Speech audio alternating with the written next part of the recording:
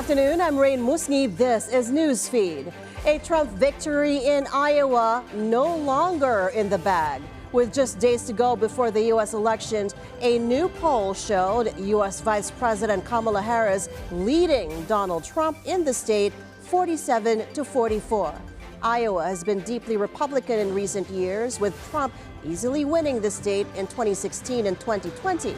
The turnaround largely driven by women voters. Iowa has 6 electoral college votes. Well, this is the first time that we've had Kamala Harris in the lead, so that by itself was a shock. We polled in September, and she had closed a gap from our previous poll when Joe Biden was on the ticket by 14 points. So Donald Trump had been leading by 18 points in June, and then Trump leading by just 4 points in September. So this is really almost a linear continuation of that trend, which had Kamala Harris leapfrogging over Trump into the lead. Well, as the campaign enters its final hours, the final poll by the New York Times and Siena College shows Harris and Trump battling to the wire in swing states. Harris is narrowly ahead in Nevada, North Carolina, Wisconsin, and Georgia.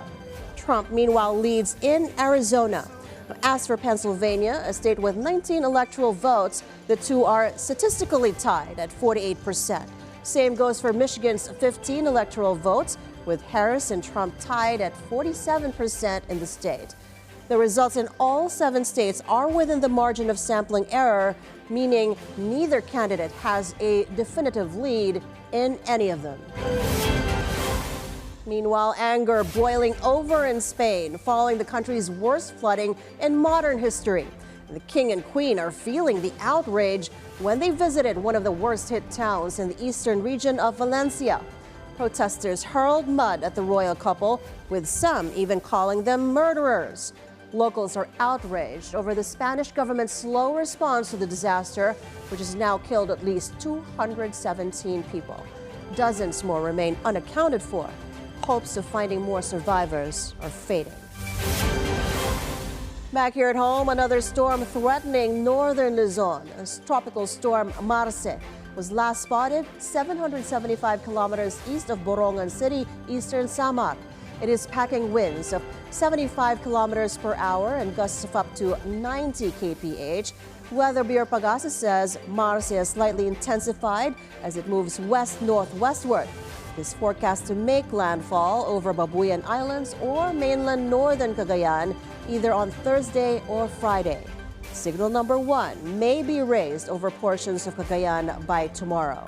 This development comes as the province and other areas in Luzon reel from previous storms, Christine and Leon. President Bongbong Marcos visits farmers, fisherfolk, and families affected by severe tropical storm Christine in Talisay City, Batangas. Marcos handed over financial aid to storm victims and gave a check worth 10 million pesos to local government units to assist in their disaster response. The President has declared this November 4th a day of national mourning for victims of Christine. Nais ko pong ipaabot ang aming taus-pusong pakikiramay sa bawat Pilipinong naapektuhan ng bagyong Christine. Batid namin na hindi madaling maibsan ang sakit na inyong pinagdadaanan. Ngunit umaasa kami na sa suportang handog namin ngayon, kayo ay makapagsimula muli. In his speech, Marcos also stressed he has directed concerned government agencies to boost efforts to prevent such calamities from happening again.